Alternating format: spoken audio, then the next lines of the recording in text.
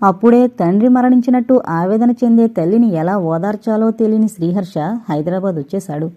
విజయను చూస్తూనే విషయం చెప్పి మరోసారి మూర్చపోయింది లలితమ్మ. విజయ ఓదార్చింది. స్వీటీ మాటలతో కొంతవరకు కోలుకున్నా ఏదో పోగొట్టుకున్నట్టుంటోంది. శ్రీహర్షకు ఏం చెయ్యాలో తోచలేదు. రాజశేఖర్ తనతో చేరి కాంట్రాక్ట్స్ చేయమంటున్నాడు. కానీ అది హర్షకు ఇష్టం లేదు. ఉద్యోగం వెతుక్కుంటూ తిరుగుతున్నాడు. రోజూ ఒక్కసారైనా శ్రీహర్షకు ఫోన్ వస్తుంది. అవతల పేరు చెప్పరు. సరిగ్గా తన ఇంట్లో ఉండే సమయాన చేస్తున్నారు. బ్యాంకులో టెక్నికల్ ఆఫీసర్ పోస్ట్ ఉందంటే అప్లై చేశాడు. ఎన్ని రికమెండేషన్లో. ఈసారి ఉద్యోగం రాకపోతే తిరిగి బెంగళూరు వెళ్ళిపోవడానికే నిశ్చయించుకున్నాడు. వసంతరావు సలహా పైన సెలవు పెట్టొచ్చాడు.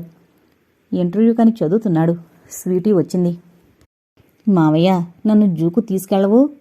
మనల్ని చూసుకుంటున్నాం చాలుగాని ఇంక జూ ఎందుకు అన్నాడు విసుగ్గా. మమ్మీకి చెబుతానుండు. కాళ్ళీడుస్తూ వెళ్ళిపోయింది శ్వేత. పుస్తకం తీశాడు. నాయనా శ్రీహర్ష, ఈ విడ్డూరం విన్నావట్రా? కూతురికి మళ్లీ పెళ్లి చేస్తున్నాడట ఆ కోటీశ్వరుడు కోటేశ్వరరావు అంటూ వచ్చింది లలితమ్మ. అమ్మా, అతనితో మనకేం సంబంధం లేదనుకున్నాం. అతని గురించి మర్చిపో. అతని కూతురు అతనిష్టం అన్నాడు. మాట వరసగా అన్నానులే అంది. ఇక అక్కడుంటే ఇంకేం వినవలసి వస్తుందోనని అతను బయటికి వెళ్ళిపోయాడు. అతనికి చాలా అశాంతిగా ఉంది.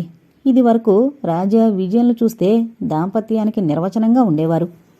ఇప్పుడు ఒకరికొకరు ప్రత్యర్థుల్లా తయారయ్యారు. శ్రీహర్షకు మనశ్శాంతి బొత్తిగా కరువైంది. ఇద్దరికీ నచ్చజెప్పాలని ప్రయత్నించి విఫలుడయ్యాడు. మగాడన్న అహం రాజశేఖర్కు బాగా నాటుకుపోయింది. చూడు శ్రీ, బయట తిరిగే మగాడు ఎన్నో వేషాలు మోసాలు నేర్చుకుందే సంఘంలో మనిషిలా నిలబడలేడు. అది అర్థమవదు మీ అక్కకు అన్నాడు. అక్కయ్య, బావ అభిప్రాయాలు విన్నావుగా? వింటున్నాను. ఎవరిని ఉద్ధరించాలని ఈ వేషాలు మోసాలు అడుగు శ్రీ.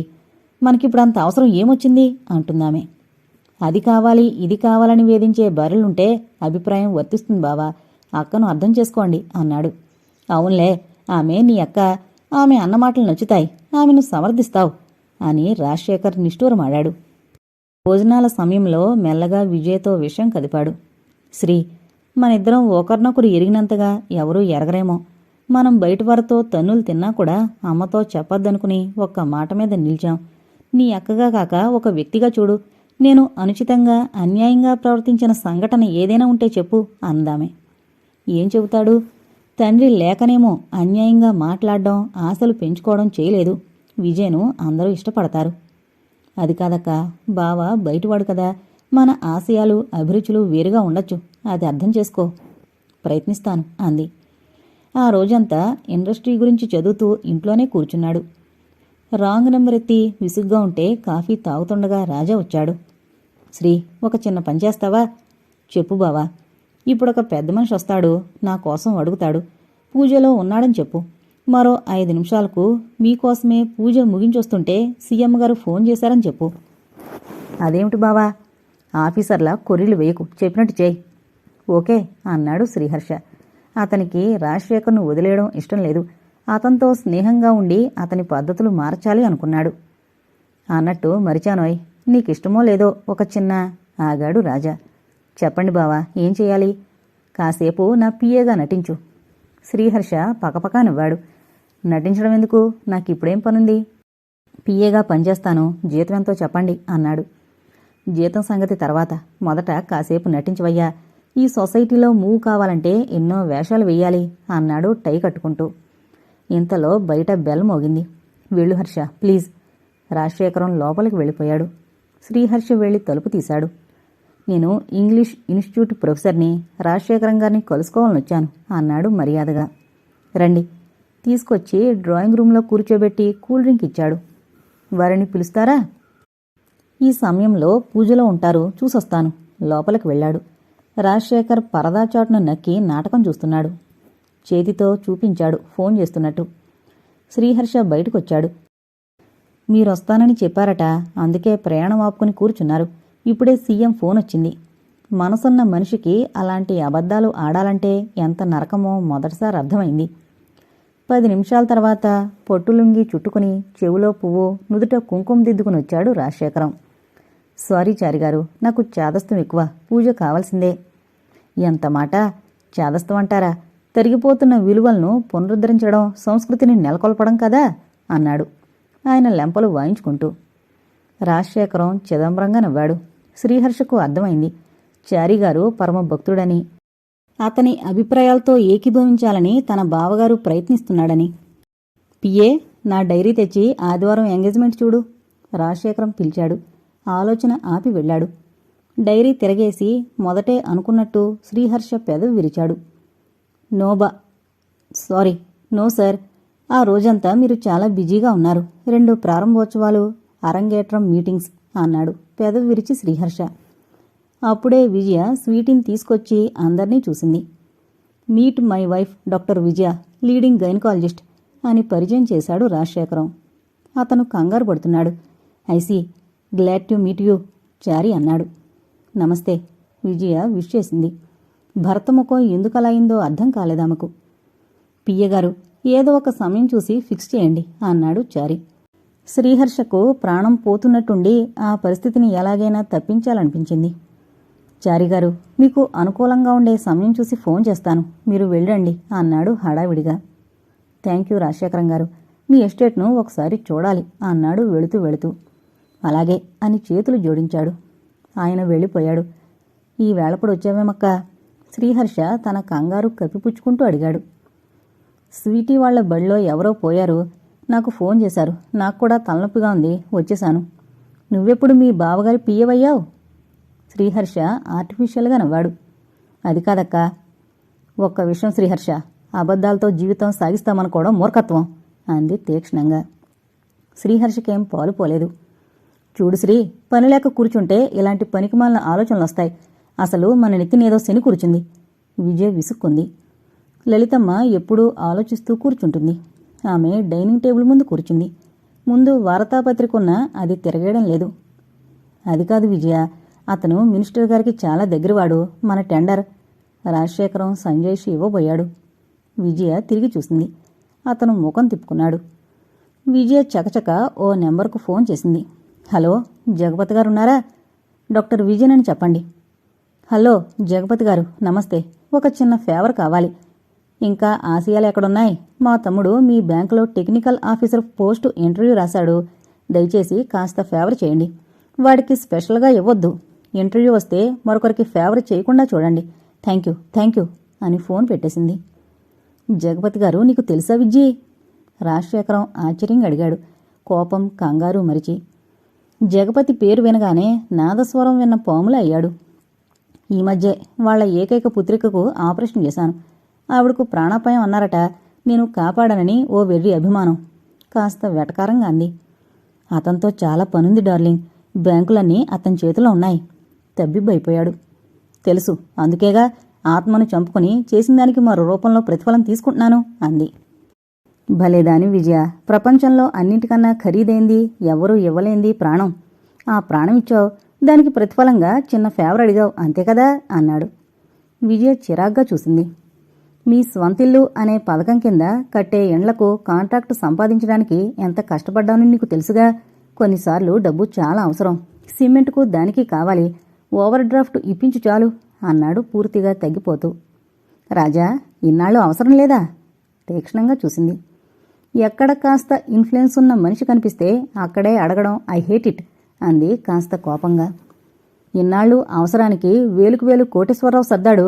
మొన్న వెళితే పురుగును చూసినట్టు చూశాడు అన్నాడు. ఏంటి, కోటేశ్వరరావు దగ్గర డబ్బు తెచ్చేవారా? అక్కా తమ్ముడు ఒక్కసారి అడిగారు. మరి వ్యాపారం అంటే డబ్బు వెచ్చిస్తేనే డబ్బు వస్తుంది అన్నాడు. ఇద్దరూ మాట రానట్టు ఉండిపోయారు. విజయకు తెలుసు తను ఒక్క మాటన్నా రెచ్చిపోల్సి వస్తుందని. ఆమె వెంటనే గదిలోకి వెళ్లి పాటలు వేసుకుని కూర్చుంది. శ్రీహర్ష కూడా ఒకసారి బావగారిని చూసి బయటకు వెళ్ళిపోయాడు. స్వీటీకేం అర్థం కాలేదు. డాడీ, ఏంటిది? ఫూలిష్నెస్ అన్నాడు కసిగా. అతను కార్యవాదిగా పనులు చెయ్యాలనుకున్నాడు. అందుకే మెల్లగా తలుపు తోసుకుని విజయ్ దగ్గరకు వెళ్ళాడు. ఆమె టేప్ రికార్డర్ ఆఫ్ చేశాడు. విజయ్, నన్ను అర్థం చేసుకో. నాకు అంతకంటే మార్గం కనిపించలేదు. ఐఆమ్ సారీ, రియల్లీ సారీ అన్నాడు ఆమె పక్కన కూర్చుని. విజయ్కు ఆశయాలున్నా అంతకు మించిన ఆర్ద్రత, క్షమాగుణం ఉన్నాయి. తాడు తెగే వరకు లాగడం ఇష్టపడదు. రాజా, ఆశకంతుండాలి. మనమెప్పుడు మనకంటే కిందవాణ్ణి చూడాలి, సుఖపడతాం అంది. లే చాలా రోజులైంది, సినిమాకు వెళదాం అన్నాడు. చాలా రోజుల తర్వాత స్వీటీని తీసుకుని సినిమాకు వెళ్లారు. లలితమ్మ తేలిగ్గా నిట్టూర్చింది. బయటనే భోజనం చేసొచ్చారు. స్వీటీని తల్లిగదిలో పడుకోబెట్టొచ్చింది విజయ. ఆమె స్నానం చేసింది. ఆమెకు చిన్నప్పటి నుండి ఒక అలవాటుంది. పడుకోబోయే ముందు స్నానం చేస్తుంది. సుఖనిద్ర సుఖదాంపత్య జీవితానికి దోహదం చేస్తుంది స్నానం అంటుందామె. బొత్తిగా దాపరకం లేదు పిల్లకు అని విసుక్కునేది లలితమ్మ. రాజా కూడా స్నానం చేసొచ్చాడు. చూడు రాజా, సంవత్సరం తిరగకుండా కారు కొన్నావు. ఇంతో అంతో డబ్బు టర్నోవర్ అవుతుంది, అవునా అంది. ఎస్ డార్లింగ్, నా ఇంజనీర్ ఉద్యోగం చేస్తూ నీకు 2 పూట్ల తిండైనా పెట్టేవాణ్ణా అన్నాడు కూర్చున్న ఆమె ఒడిలో తల పెట్టుకుని పడుకుంటూ. రాజా, నిన్ను చూస్తుంటే నాకింకో బాబు అక్కర్లేదనిపిస్తుంది సుమా అంది. అదేం? కొద్దిగా లేచి చూశాడు. నువ్వే బాబులా ఉన్నావు. దొంగతనం చేస్తే ఇంకా డబ్బొస్తుంది పిచ్చివాడా. ఈ కాంట్రాక్టర్లు చేసినంతగా దోపిడీ ఎవరూ చేయరేమో. 175% లాభాలే కదూ. మరి అందుకే చేపట్టానోయ్. అదే చెబుతున్నాను రాజా. జ్ఞానం లేనివారు గుత్తదారులు దేశాన్ని అడ్డదారి పట్టిస్తున్నారని అనుకుంటే విద్యాధికులు మీలాంటి వారేం చేస్తున్నారు? వద్దు రాజా వద్దు. ఎందరి కడుపులు మాడుతున్నాయో ఆలోచించారా? విజయ, అవన్నీ ఆలోచిస్తే నువ్వు డాక్టర్గా పనికిరావు. ఎవరి స్కిల్స్ వారు ప్రదర్శించుకోవాలి అన్నాడు మళ్లీ నిటారుగా పడుకుని. అతను ఇప్పుడామె చెంపదెబ్బలు వేసినా కించిత్తు బాధపడే స్థితిలో లేడు. అతని కళ్ల ముందు జగపతిగారు అతని పలుకుబడి గిరగిరా తిరుగుతున్నాయి. విజయ్ ద్వారా అతని ప్రాపకం పరిచయం సంపాదించాలి. అందుకే విజయను రెచ్చగొట్టడం ఎంతమాత్రం మంచిది కాదని అర్థమైపోయింది. ఏయ్, నన్ను బాబుతో పోలుస్తావు కదూ. బాబునో ఆ బాబునో చూపిస్తాను అంటూ ఆమెను కౌగిలించుకున్నాడు. రాజా, ఆమెను మాట్లాడనీలేదు. కోటేశ్వరరావు ఇంట్లో పరిస్థితి పూర్తిగా మారిపోయింది. పద్మ ఇప్పుడు అంజనిని కూతుర్లా చూసుకుంటోంది. బాలాజీ అంతే. అమ్మా అంజు అంటూ పిలుస్తాడు. కోటేశ్వరరావే చిత్రంగా మారిపోయాడు. కొడుకు కోడలు ఆయన ముందు అతిగా మాట్లాడితే చాలు కోపంగా చూస్తాడు. అంజు, వాళ్ళని నమ్మడానికి వీల్లేదు. జబ్బు పడితే చాకరీ చేశావని మెహర్బాణి చూపుతున్నారు అనేవాడు. పోనీలేండి నాన్న, పగతో పగ ఆగిపోదు. వాళ్ళు మంచిగా ఉన్నారని నేను మాట్లాడుతున్నాను అనేది నచ్చజెప్పే ధోరణిలో. 5వ నెల రాగానే సీమంతం చేస్తానని పద్మ హడావిడి చేసింది. అంజని మృదువుగా తిరస్కరించింది. ఆమె కొత్త చీర పళ్ళు కొనిచ్చింది. పొట్ట కనిపిస్తుంటే కాలేజీకి ఎలా వెళ్లాలో అర్థం కాలేదు. కానీ అప్పుడే సెలవులు ఇచ్చేశారు. 7వ నెల కూడా వచ్చింది. ఆ రోజు ఉదయమే లేచి మెల్లగా తోటలోకొచ్చింది. ఆమెకిప్పుడు ఆలోచించి బాధపడ్డం అవివేకమని తెలిసిపోయింది. ఆమె ఆలోచనలు తనకు పుట్టబోయే పాపపైనే ఉన్నాయి. మల్లెతీగ ఆకులు దూసి పక్కనున్న బోగన్విల్లా ఆసరాగా చేసి కట్టింది. ఈ ప్రపంచంలో స్వేచ్ఛ కావాలనుకుంటాం గాని అది కొంతవరకే అవసరమేమో. బంధనంలో ఉండే ఆనందం మరి దేంట్లోనూ లేదేమో. అంజు, తనకేమైంది? ప్రతి నిమిషం శ్రీహర్ష వచ్చినట్టే అనుభూతి పొందుతోంది. అంజు ఈసారి ఇటు తిరిగి చూసింది. ఆమె ఊహ కాదు, నిజమే. నిజంగా శ్రీహర్ష నిలబడున్నాడు. గ్రే కలర్ సూట్లో అందంగా హుందాగా ఉన్న కాస్త వయసు పెరిగినట్టనిపించింది. ఏంటలా చూస్తున్నావు? ఆ ప్రశ్నలోని ఆప్యాయతకి అనురాగానికి చలించిపోయింది. ఒక్కసారి అతని చేతుల్లో వాలి బౌరుమని ఏడవాలనిపించింది. ఏడ్చేవారంటే శ్రీహర్షకెంత చిరాకో ఎరుగంది కాదు. అందుకే బలవంతంగా తన భావాలను అదింపట్టింది. మీరు అంజు, నువ్వు నాకు బెంగళూరులో ఉత్తరం రాసావు, మరిచిపోయావా? ఎక్కడున్నా మన పెళ్లి రోజు కలుసుకోమని. మీకు గుర్తుందా అంది కళ్ళు మిలమిలా మెరుస్తుండగా. మరిచిపోదగిన బంధమా అన్నాడు ఆర్తిగా. కూర్చుందాం రండి. అక్కడున్న సిమెంట్ బెంచి చూపించింది. దానిపై దుమ్ము పమిటతో దులిపింది. ఈసారి ఆమె శరీరంలో వచ్చిన మార్పులు స్పష్టంగా కనిపించాయి. అంజు అన్నాడు ఉత్తేజితుడైనట్లు. తమ ప్రేమ ఫలం, తమ దాంపత్య జీవితానికి ఆలంబన సంతానం. అది ఆనందం, గర్వం కలిగిస్తోంది. కూర్చోండి అంది. అంజు, మీ ఆడవాళ్లు చాలా కఠినాత్ములు అన్నాడు. మరి ఆ కఠినత్వం అలవరుచుకోకపోతే అసలు బ్రతకలేం. మగాడు చేసే మోసాలు వేషాలు తట్టుకోవాలి కదా అంది నవ్వుతూ. మాట్లాడడం బాగా నేర్చావు అన్నాడు ఆదరంగా ఆమె చేయి పట్టుకుని. ఇద్దరూ కూర్చున్నారు. ఎన్నో మాట్లాడాలనుంది. ఇద్దరికీ మాటలు కొరువైనట్టు కూర్చుండిపోయారు. అతని భుజంపై ఆమె తలవాల్చింది. అలాగే ఇద్దరూ చాలాసేపు కూర్చున్నారు. అమ్మాయి గారు, పని కుర్రాడి పిలుపుతో ఆమె చొప్పున లేచి నిలబడింది కంగారుగా. అయ్యగారు నాస్తాకాడ కూసున్నారు. వస్తాను, నువ్వు పద అంది. అతను వెళ్ళిపోయాడు. పదండి అంది 2 అడుగులు వేసి. అంజు, ఇప్పుడు మనసంతా మరిచి సంతోషంగా గడపాలనుకున్నాం, కానీ మనసు పాడు చేసుకోవాలనుకోలేదు. ఆయన్ను చూడగానే నాకు ఆవేశం వస్తుంది. నన్ను చూడగానే ఆయనకు వస్తుందని నాకు తెలుసు అన్నాడు. ఆమె జవాబు చెప్పలేదు. అతని చేయి పట్టుకుంది. సాయంత్రం హోటల్ మూన్లైట్కి వచ్చే అంజు అని అతను లేచి 2 అడుగులు వేశాడు. మరిచిపోయాను, ఇదిగో స్వీట్. చేతిలో చిన్న ప్యాకెట్ తీసి ఆమెకు అందించాడు. ఆమె అది అందుకుని ప్యాకెట్ విప్పి ఒక కోవా బిళ్ళ తీసి అతని నోటికి అందించింది. థ్యాంక్స్. ఆమె చేతిలో బిళ్ళందుకుని ఆమె నోట్లో పెట్టాడు. ఆమెకు నోటమాట రాలేదు, కానీ కళ్ళ నుండి 2 అసురు బిందువులు రాలాయి. ఎన్నో నెల అంజు? 7 అంది తల ఉంచుకుని. సాయంత్రం వస్తావు కదూ? అరికాళ్లకు చక్రాలొచ్చినట్టు చకచక నడిచి వెళ్ళిపోయాడు. అంత త్వరగా ఎందుకు వెళ్లాడో ఆమెకు అర్థం కాలేదు. 2 అడుగులు వేసి ఆగిపోయింది. వరండాలో తండ్రి నిలబడున్నాడు. ఆమె తలెత్తి చూడలేకపోయింది. నాన్న, క్షమించండి. అతన్ని నేనే మా పెళ్లి రోజొచ్చి కనిపించమని కోరాను అని తల ఎత్తకనే లోపలికి వెళ్ళింది. రాంజు, నీకిష్టమైన పలహారం చేయించాను, మీ అన్నయ్య ఉడుక్కుంటున్నారు అని నవ్వింది పద్మ. అంజని నవ్వే మూడ్లో లేదు.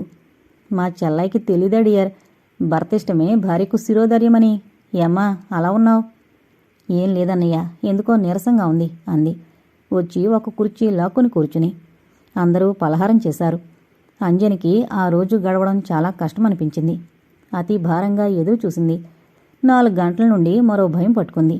తండ్రికి ఏం జవాబు చెప్పాలో తెలియలేదు. కోటేశ్వరరావుకు ఫోన్ రావడంతో అతను వెళ్ళిపోయాడు. ఆమె తేలిగ్గా నిట్టూర్చింది.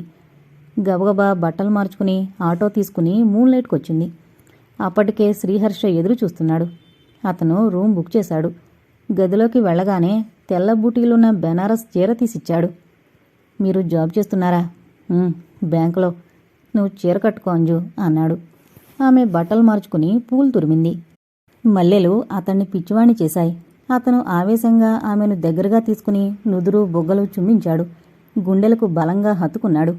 అబ్బా! బాధగా మూలిగి దూరంగా జరిగింది. Sorry Anju, I am really sorry అన్నాడు. ఆమె పొట్ట నడుము సున్నితంగా రాస్తూ. ఆమె సిగ్గుపడింది. అతని చేయి గట్టిగా పట్టుకుంది. మాటలు కరువైనట్టు ఇద్దరూ ఒకరినొకరు చూసుకున్నారు. కళ్లతోనే ఎన్నో విషయాలు మాట్లాడుకున్నారు. 10 నిమిషాల్లో ఆమెకిష్టమైనవన్నీ తెప్పించాడు. ఆమెకు ఆ క్షణం శాశ్వతం అయిపోవాలనిపించింది. భోజనం తర్వాత అలా ఒకరి పక్కన ఒకరు పడుకుని ఒకరి స్పర్శలో ఒకరు సాంత్వన పొందారు. అయ్యో, 10:30 అయింది, నాన్నగారు కంగారు పడతారు అంది అంజని. పరాయివారితో ఉన్నావా అనబోయి మాట మింగేశాడు. ఏ అధికారంతో అనగలడు? అతను లేచాడు. స్కూటర్ ఎక్కగలవా అంజు? మీరు మెల్లగా తీసుకువెళ్ళండి. స్కూటర్ కొన్నారా? కాదు, బావది, డబ్బివ్వాలి అన్నాడతను కారు కొన్న విషయం చెబుతూ. వదినా స్వీటీ బావున్నారా? అందరూ బావున్నారు. అమ్మకే ఆ ఫిట్స్ రావడం తగ్గలేదు. ఆమెకు బాధ కలిగే విషయం వింటే చాలు పడిపోతుంది. మొన్న అక్కయ్య బావ ఘర్షణ పడ్డారు. ఆమె 3 రోజులు కంగారు పెట్టింది అన్నాడు నిట్టూరుస్తూ. మౌనంగా అతని వెనక స్కూటర్ ఎక్కింది. విజయ చాలా తెలివైందని ఆమె భావన. విజయ్ కూడా సమస్యలా? ఆమె కూడా ఘర్షణ పడుతోందా? అదే మాట శ్రీహర్షని అడిగింది. తెలివైన వారికి, ఆత్మ ఉన్నవారికి శాంతి సౌఖ్యాలుండవు కాబోలు అన్నాడు స్కూటర్ స్టార్ట్ చేసి. ఆమె మాట్లాడలేదు. ఇంటి ముందు దింపాడు. Good night. Good night. నాదో చిన్న కోరిక. చెప్పంజు. స్త్రీకి ప్రసవం పునర్జన్మ అంటారు. నాకేదేనైతే మన బిడ్డను వదిలేయకండి అంది. శ్రీహర్ష పకపకా నవ్వాడు. ఏదో కొత్త విషయం చెబుతావనుకున్నాను. ఒకప్పుడు ప్రసవం గురించి అనుమానాలుండేవి.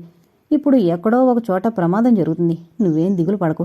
ఆసుపత్రికి వెళుతూ ఫోన్ చేయి, నేనొస్తాను అన్నాడు ఆమె వీపు నిమురుతూ. థ్యాంక్స్ అంది. ఇద్దరూ భారమైన హృదయాలతో విడిపోయారు. ఆమె మెట్లెక్కుతుండగా హాల్లోని లైటు వెలిగింది. ఆందోళనగా కూతురు వంక చూశాడు కోటేశ్వరరావు. అప్పుడే గేటు తీసిన చప్పుడైతే అటు చూశాడు. శ్రీహర్ష గేటు వేసి వెళ్ళిపోయాడు. అంజని తల వంచుకుని తన గదిలోకి వెళ్ళిపోయింది. ఆమె వెనకాలే వెళ్లిన కోటేశ్వరరావు గుమ్మంలోనే ఆగిపోయాడు. అంజు. నాన్న. చటుక్కున చేతులు జోడించింది అంజని. ఆమె కింద పంటితో నొక్కి దుఃఖాన్ని దిగమింగుతుందని తెలిసిపోయింది. నాన్న, మీకోసం బ్రతుకుతున్నానని అన్నా భావన చూడకుండా ఉండలేని నా బలహీనతను క్షమించండి. ఈరోజు నన్నేమనకండి అంది కాస్త ఆవేశంగా, ఆవేదనగా. అమ్మా ఆయన చొప్పునొచ్చి కూతురి తలను గుండెలు కదుముకున్నాడు. అంజు, నన్ను పూర్తిగా అపార్థం చేసుకున్నావు తల్లి. హర్ష ఎవరు? నా చేతుల్లో పెరిగినవాడు.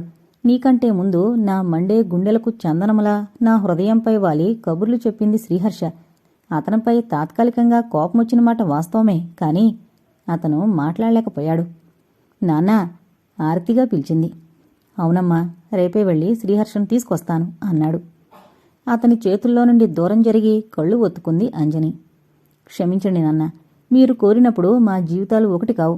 మన నీడ చూసిన అత్తయ్య బ్రతకదు అంది. కోటేశ్వరరావు తల పట్టుకుని కూర్చున్నాడు. కరిగిపోయిన కాఠిన్యం మళ్లీ తలెత్తింది. అతని పళ్ళు బిగుసుకున్నాయి. లేచి తన గదిలోకి వెళ్ళాడు. పద్మ పాలు తీసుకొచ్చింది. వద్దొదినా అంది దిండ్ల కానుకొని. నా కోసం కాకపోయినా పాప కోసం తాగాలి అని నైటీ తుండు అక్కడ పెట్టి పాల గ్లాసుపై మూసింది. అంజని, గతంలో నేను ప్రవర్తించిన తీరు నాకే సిగ్గుగా ఉంది. ప్రేమించి చూడు అన్నట్టు ప్రేమకు ఎంత శక్తుందో చెప్పలేను అంది ఆప్యాయంగా అంజని చేయి నిమురుతూ. అంజని అలాగే కళ్ళు మూసుకుంది. ఎక్కడ్నుండి రాకా? తల్లి ప్రశ్నకు తెల్లబోయినట్టు నిలబడిపోయాడు శ్రీహర్ష. నాకు తెలుసురా, భార్యతో కలిసి పెళ్లిరోజు చేసుకునొస్తున్నావు. నేనేగా పరాయిదాన్ని. చనిపోయింది నా భర్తేగా, నష్టపోయింది నేనేగా. ఉన్మాదిలా ఏడుస్తుందామె. ఆమె పక్కన బాలరాజు నిలబడిపోయాడు. శ్రీహర్షకు తల్లి ఆంతరంగం పూర్తిగా అర్థమైంది. మొదటిసారిగా బాలరాజుపై కోపమొచ్చింది. అమ్మా, గర్భవతి, తల్లిలేని అభాగ్యురాలు అంజని అని చెప్పబోయి ఆగిపోయాడు. తల్లి శపిస్తే తను భరించలేడు. అప్పటికే ఆమెకు ఫిడ్స్ వచ్చేశాయి. విజయ్కు నైట్ డ్యూటీ. డాక్టర్ను పిలిచాడు. అతను ఇంజెక్షన్ ఇచ్చాడు. ఆమెకు ఎలాంటి మనస్తాపం కలగరాదు అని హెచ్చరించి వెళ్ళిపోయాడు. స్వీటీ సోఫాలో పడి నిద్రపోతుంది. స్వీటీ, స్వీటీ, పడుకుందుగా లే తల్లి ఆప్యాయంగా లేపాడు. మావయ్య, ఆకలి అంది. అతని గుండెల్లో ఎవరో పొడిచినట్టయింది. త్వరగా వెళ్ళి అన్నం పెట్టాడు. వండిన పదార్థాలు వండినట్టే ఉన్నాయి. స్వీటీకి అన్నం తినిపించాడు. ఆమెను రాజశేఖర్ గదిలోకి తీసుకువెళ్లాడు. అతను నిషాలో నిద్రపోతున్నాడు. ఆ స్థితిలో స్వీటీ చూడకూడదని తన మంచంపైనే పడుకోబెట్టాడు. బాలరాజును ఎలా వదిలించుకోవాలో అర్థం కాలేదు. ప్రతి పురుషుడికి తండ్రి అవుతున్నానన్న భావన ఎంత మధురమైంది, ఎంత ఉన్నతమైంది. ఎవరో పశు ప్రవృత్తి కలవారికి తప్పితే ఎంత అద్భుతమైన అనుభవం. అది భార్యాభర్తలు పంచుకుంటే ఎంత మధురంగా ఉంటుందో. తనకు అదృష్టం లేదు. అదృష్టమే ఉంటే తండ్రే బ్రతికేవాడు. నిట్టూర్చి తల్లిగదిలోకి వెళ్ళాడు. ఆరాటంగా ఆమె నుదుటి పట్టిన చెమట ఒత్తాడు. మీకోసం బతుకుతున్న ఆ యమనలా కష్టపెట్టడం మంచిది కాదు అర్సాబాబు అన్నాడు బాలరాజు. బాలరాజు, ఈ ఇంట్లో శాంతి సౌభాగ్యాలుండాలంటే నువ్వు వెళ్ళిపో. రేపే 1000 రూపాయలు ఇస్తాను అన్నాడు. అదేంటి బాబూ? అదంతే అన్నాడు కఠినంగా. అతను వెళ్ళిపోయాడు. తెల్లవారుజామున నిద్రపట్టింది. 7 గంటలకు విజయొచ్చి లేపింది. ఇప్పుడే వచ్చావక్కయ్యా? మళ్ళీ అమ్మకు ఫిట్స్ వచ్చాయట కదా ఆమె అడిగింది. అపరాధిలా తల వంచుకున్నాడు. రార్చన, మా తమ్ముడు అంది విజయ. ఓ యువతొచ్చి అతనికి నమస్కరించింది. శ్రీ, అర్చన అని మేడుకో హౌస్మెన్షిప్ చేస్తోంది. ఆమెకిల్లు కావాలట అంది. అప్పటికే స్వీటీకి పాలు తాగించి బాలరాజు అందరికీ కాఫీ కలుపుతున్నాడు. నువ్వింకా ఇక్కడే ఉన్నావా? కోపంగా చూసి బాత్రూం వైపు వెళ్ళాడు. అతను ముఖం తుడుచుకుంటూ వచ్చేసరికి విజయ లలితమ్మకు ముఖం కడిగిస్తోంది. అమ్మా, నీకెన్నిసార్లు చెప్పాను, జరిగేవేవి మన కోసం ఆగవు. అనవసరంగా నువ్వు అప్సెట్ అవుతావు అంది విజయ. ఇంత అప్సెట్ అయినా ప్రాణం పోలేదు విజయమ్మ. నా జన్మే ఓ శాపం తల్లి. 4 రోజులు ఆయనతో పంచుకున్న జీవితం తప్ప ఏం మిగిలింది అంది పళ్ళు తోమటం ఆపి. శ్రీహర్ష మౌనంగా వచ్చి ఆ పక్కనే ఉన్న స్టూల్పై కూర్చున్నాడు. అర్చన అతన్ని ఏవో అడుగుతోంది. అన్యమనస్కంగా జవాబు చెప్పాడు. కాఫీ తీసుకోమ్మా అంది విజయ. నీతో చాకరీ చేయించుకోవడం తప్పడం లేదే తల్లి అంది కాఫీ అందుకొని. తలెత్తి మళ్లీ దించుకున్నాడు శ్రీహర్ష. విజయకు తల్లి మనసు అర్థమైంది. అతని వంక జాలిగా చూసింది. ఈ స్థితిలో తల్లిని మందలించడం కూడా లేదు. అర్చన, అక్కడ గదుంది, అటాచ్డ్ బాత్రూమ్ ఉంది. నువ్వు వెళ్ళి విశ్రాంతి తీసుకో అంది విజయ. ఈ మధ్య మెట్ల గదిలో ఓ మంచం వేసి మెట్ల కింద స్థలం బాత్రూం కింద మార్చారు. అర్చన వెళ్ళి తలుపులు వేసుకుంది. విజయమ్మ, బాలరాజుకు ఓ 200 రూపాయలు ఇవ్వమ్మా. అతను వెళ్ళి ఏదైనా పని చూసుకుంటాడు అంది లలితమ్మ. అలాగే అంది ఘర్షణ పెంచక. లలితమ్మకు నిరాశ కలిగింది. అందుకే మరో బాణం విసిరింది. పిల్లలంటూ లేకపోతేనే హాయి కాబోలు. ఈ బంధాలు బంధనాలు అన్నీ ఉత్తవే. ఎవరి పిల్లలు ఎవరికవుతారు? అంతా తమ స్వార్థం చూసుకుంటారు అంది. అప్పుడే తన పాత సంచితో బాలరాజు వచ్చాడు. కాఫీ కప్పు కింద పెట్టి చటుకుని లేచాడు శ్రీహర్ష. బాలరాజు సంచిని లాగి పక్కన పెట్టాడు. బాలరాజు, వెళ్ళి నీ పని చూసుకో అన్నాడు. బాలరాజు ఏదో అనబోయి శ్రీహర్ష కళ్లల్లోని తీక్షణతకు భయపడి వెళ్ళి తన సంచి వేరుగా పెట్టి తన పని చేసుకోవడానికి వెళ్ళాడు. అమ్మా, నిష్ఠూరాలు నిందలు వద్దమ్మా, నేనేం చెయ్యాలో చెప్పరాదు? నేను చెప్పిన వాటికి కట్టుబడి ఉంటావన్న నమ్మకం నాకు లేదు శ్రీ. లేదమ్మా, ఏదైనా పొరపాటు జరిగితే క్షమించు, నువ్వు బాధపడకూడదు అన్నాడు. ఆమెకు దగ్గరగా జరిగి ఆమె చేతిలో చేయివేసి వాగ్దానం చేస్తున్నట్టు. ఆ కుంపటిని పూర్తిగా మరిచిపోవాలి. నేను నిర్ణయించిన అమ్మాయిని వివాహం చేసుకోవాలి. మనల్ని మోసం చేసిన వారికి గుణపాఠం నేర్పాలి. శ్రీహర్ష తల్లిని ఒక్కసారి దీక్షగా చూశాడు. ఆడదాని హృదయంలో అగాధాలు దాగున్నాయంటారు. అది నిజమేనేమో. అమృతం కురిసిన ఆ హృదయం నుండే హాలాహలం కురిపిస్తుంది. మాట్లాడవేం? అమ్మా, వాణ్ణి బలవంతం పెట్టి వాగ్దానాలు చేయించుకోకు, ఆలోచించుకునే అవకాశం ఇవ్వు అంది విజయ. ఆలోచించేది ఏమీ లేదక్క. అలాగేనమ్మా, నీ ఇష్టానికి వ్యతిరేకంగా ఏదీ జరగదన్నాను కదా. ఈరోజే నీకు నచ్చిన అమ్మాయిని పెళ్లి చేసుకుంటాను, సరా అన్నాడు ఆవేశంగా. అక్కడి నుంచి లేచి వెళ్ళిపోయాడు. లలితమ్మ తేలిగ్గా నిట్టూర్చింది. ఆమె బాలరాజును సాయం తీసుకుని ఆ సాయంత్రమే లాయర్ పార్థసారథి గారింటికి వెళ్లి వారి అన్న కూతుర్ని చూసింది. లోగడొకసారి పార్థసారథి గారే సంబంధం తీసుకునొచ్చాడు. ఆయన లలితమ్మను ఆదరంగా ఆహ్వానించాడు. కాఫీలు మర్యాదలయ్యాక అసలు విషయం చెప్పింది. అదేంటమ్మా, కోటేశ్వరరావు గారి అమ్మాయితో వివాహం జరిగిందిగా అన్నాడు. అదో బొమ్మల పెళ్ళనుకోండి. ఆ అమ్మాయి ఆరోగ్యం మంచిది కాదు. తనే స్వయంగా కాగితం రాసిచ్చింది. రెండో వివాహం చేసుకుంటే తనకేం అభ్యంతరం లేదట అంది. అమ్మాయి అందమైంది, మంచి పిల్ల. కోటేశ్వరరావు ఎప్పుడూ అనలేదమ్మా అన్నాడాయన. అంటే ఆ అమ్మాయి కాపురం పాడవుతుందిగా.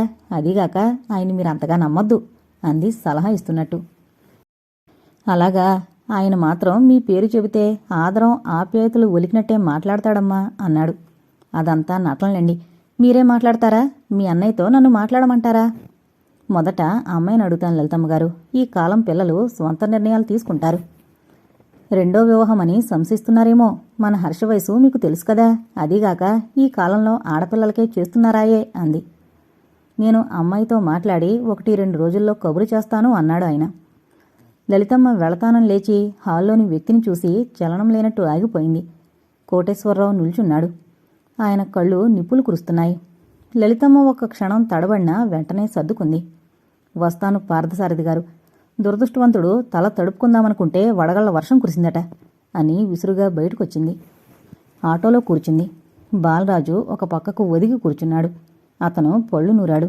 మీరు ఏమంటారోనని ఊరుకున్నాను, లేకపోతే వాడంతు తేల్చేవాణ్ణి అన్నాడు. అసలు ఈరోజు నిద్రపోళ్లే అందావిడ. ఒక్కసారి ఆమె స్త్రీ హృదయం మేల్కొంది.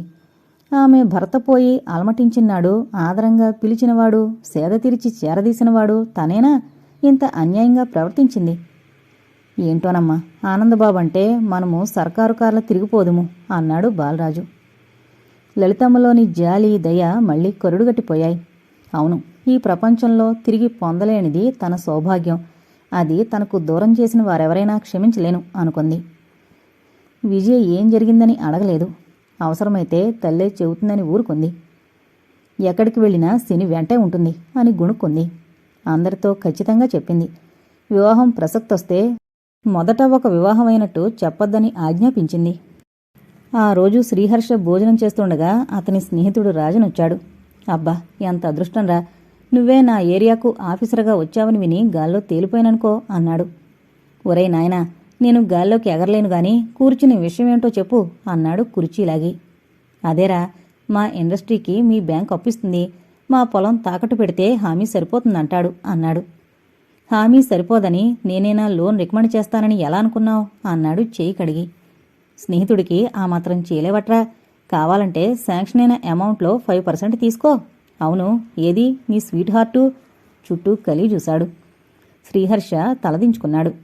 అర్థమైంది, పురుటికి వెళ్ళింది. అవునా? మాకంటే అన్నింటా ఫస్టేనా నువ్వు? అలా సిగ్గుపడతావేం? పార్టీ కావాలి, పార్టీ. పార్టీకేంలే, నేను ఆఫీసుకు వెళ్ళాలి, సాయంత్రం రా. చేయి కడుక్కుని లేచి రాజన్ను పంపించొచ్చేశాడు. అతను ఇన్షర్ట్ చేసుకుని టై కట్టుకుంటుండగా తల్లొచ్చింది. ఆమె ముఖం వెలవెలబోతోంది. శ్రీ, ఈ ప్రభుత్వ ఉద్యోగాలు మనకు అచ్చిరావురా. నువ్వెళ్ళి బెంగళూరులో చేరిపో అంది వణికిపోతూ. ఇప్పుడేమైందమ్మా? ఇంకా ఏం కావాలరా? మీ నాన్నకొచ్చిన పరిస్థితే వచ్చింది. లంచం ఇస్తామని వచ్చారు, నువ్వు తీసుకోనంటావు. వాళ్ళు నిన్ను చంపుతారురా అంది దుఃఖంతో వణికిపోతూ. ఆర్తిగా తల్లిని దగ్గరగా తీసుకున్నాడు శ్రీహర్ష. ఆమె తల ఆదరపూర్వకంగా నిమిరాడు. అమ్మా, నువ్వేం దిగులు పడకమ్మా. ఒక సమస్య ఎదురైనప్పుడు ఉపాయంగా ఆలోచించి తప్పించుకోవాలి, అంతేగాని మొండిపట్టు పట్టి అపాయం కొంతెచ్చుకోకూడదు అన్నాడు. ఆమె చటుక్కున దూరం జరిగింది. అంటే మీ నాన్న మొండిపట్టు పట్టారంటావా? అమ్మా, నువ్వు ఆవేశపడకమ్మా. మా మాస్టారు ఒకరుండేవారు. ఆయన పబ్లిక్ పరీక్షలప్పుడు పేపర్లు దిద్దుతుంటే ఎవరన్నా మరిచిపోయి ఏమండి మా నెంబరు అంటే చాలు పోలీసులకు కబురు చేసేవాడు. అందరితో పగ కొని తెచ్చుకునేవాడు. అంటే అందరి నెంబర్లు తీసుకుని పాస్ చేయించమనా? నా మాట పూర్తిగా వినమ్మా. అదే మరో రకంగా చెప్పవచ్చును అంటున్నాను. మా లెక్కల మాస్టారు అందరిచ్చిన చీట్లు చిరునవ్వుతో తీసుకుని అయ్యా ప్రయత్నిస్తాను గాని ఆశ పెట్టుకోవద్దు అని మృదువుగా చెప్పేవారు అన్నాడు. నువ్వనేదేమిటి? నా ప్రాణం నాకు తీపే. నువ్వు నిశ్చింతగా ఉండు, రాజన్కు నచ్చజెబుతాను అన్నాడు. ఆమెకు మాత్రం నమ్మకం లేదు. వాదించలేక అక్కడి నుంచి వెళ్ళిపోయింది లలితమ్మ. బ్యాగు తీసుకుని బయటకొస్తుండగా రాజశేఖర్ ఎదురొచ్చాడు. శ్రీ, ఒక్క నిమిషం. బావా, సమయమైంది, రేపు మాట్లాడుకుందాం. 5 నిమిషాలు అటు ఇటు అయితే వచ్చే నష్టమేమిటి? అందరిలో అధికారం చలాయించే అర్హత పోతుంది. లంచం నువ్వు అడగడం లేదు, ఇస్తే పుచ్చుకుంటే తప్పేమిటి అంటావు. నిజమే, ఈ తప్పొప్పులు మనిషిని మనసును బట్టి ఉంటాయి. డబ్బు సంపాదించడం థ్రిల్లింగ్ ఎక్స్పీరియన్సే, కానీ వ్యసనంగా మారకూడదు. వస్తాను. శ్రీహర్ష, నీకు మీ అక్క ఆశయాలు తలకెక్కాయన్నమాట. ఆమె ఆశయాలు మనిషిగా బ్రతకాలి అనుకునేవారికి కరదీపికలు అని ఆఫీస్కొచ్చాడు. అతని మనసంతా వికలమైంది. రాజశేఖరంతో వాదించాడు గాని ఆశయాలను ఆచరణలో పెట్టడం ఎంత కష్టతరమైన పనో అర్థమైంది. బ్యాంకుల్లో రుణాలిస్తున్నారు, తీసుకునేవారికి ఎంత ముడుతుందో ఎవరికీ అర్థం కాదు. కింద లెవెల్ నుండి పై లెవెల్ వరకు అందరూ అడిగేవారే. తను రాజన్కి చేయగల సహాయం ఒక్కటే, తను ఆ సీట్లో నుండి తప్పుకోవడం. ఎలా తప్పుకోవాలో అర్థం కాలేదు. తన తోటి ఉద్యోగికి తనకంటే 200 ఎక్కువ వస్తుంది. 4 సంవత్సరాలు సీనియర్. అతని ఇల్లు చూస్తే ఆశ్చర్యపోవాలి. కారుంది. ఎలా వచ్చిందని బ్యాంకు అధికారులకు తెలుసా అనుకుంటే తెలియకుండా ఎలా ఉంటుంది? రాబడి ఖర్చులు లెక్కవేసుకోరా? తల పట్టుకుని కూర్చుండిపోయాడు. స్వీట్ తీసుకోండి శ్రీహర్ష గారు. క్లర్క్ వచ్చాడు. స్వీట్ ఎందుకండి? అందుకని అడిగాడు. నాకు కొడుకు పుట్టాడండి అని పక్కతని దగ్గరికి వెళ్ళాడు. శ్రీహర్షకు ఒక్కసారిగా నిండుగా తిరిగే అంజని కళ్ల ముందు తిరిగింది. ఫోన్ డయల్ చేశాడు. హలో. అవతల నుండి మృదువైన కంఠం వినిపించగానే తల్లి ఎదురు నిలిచినట్టయింది. నీ ప్రమాణం మరిచిపోయావా అంటూ ఒక నిట్టూర్పు వదిలి ఫోన్ పెట్టేశాడు. రాజన్, చూడు, నా చేతనైనంత సహాయం చేసి నీకు మ్యాక్సిమం లోన్ రిలీజ్ అయ్యేలా చూస్తాను. త్వరపడి లంచాలు గించాలని ప్రయత్నం చేయకు. ఒక్కసారి ఇవ్వడం అలవాటు చేస్తే నీకే ప్రమాదం. కొంచెం ఆలస్యమైనా మునిగిపోయేది లేదు. రాజన్, యువతరం వారం మనమైనా ప్రయత్నం చేయకపోతే ఎలా? Be sure. Thank you. నీలాంటి వారు 4 సహకరిస్తే కొంత కాకపోయినా కొంతైనా లంచగొండితనం రూపుమాపచ్చు అని ఫోన్ పెట్టేశాడు. అతను వెళ్ళి ప్రయత్నం ప్రారంభించాడు. నీ స్నేహితుడంటున్నావు, కనీసం వెటపార్టీ అయినా ఇప్పించు అని ఒకరంటే చైనీస్కైనా తీసుకెళ్లవా అని ఇంకొకరు అడిగారు. ఏం వాడెందుకు, నేను తీసుకువెళతాను అని పేపర్స్ మూవ్ చేయించాడు. కానీ ఇలా ఎంతకాలం అతనికే అర్థం కాలేదు. మనిషిగా బ్రతకడమే దుర్భరం శ్రీ అన్న అక్క మాటలు గుర్తుకొచ్చాయి. ఒక నిట్టూర్పు వదిలాడు. మనం చదువుకోవడానికి రాసినవి చదివింది నిజమైన చదువు కాదు. ఇదిగో లంచాలు దిగజారుడు అన్నవి నిజమైన పరీక్షా సమయాలు మనకు. అప్పుడు నిలదొక్కుంటే జీవితంలో నిలదొక్కున్నట్టే అన్న ఆమె మాటలే నిజాయితీగా నిలబడే ధైర్యాన్నిచ్చాయి. ఒక దృఢ నిశ్చయంతో రాజన్ కేసులో వ్యవహరించాడు.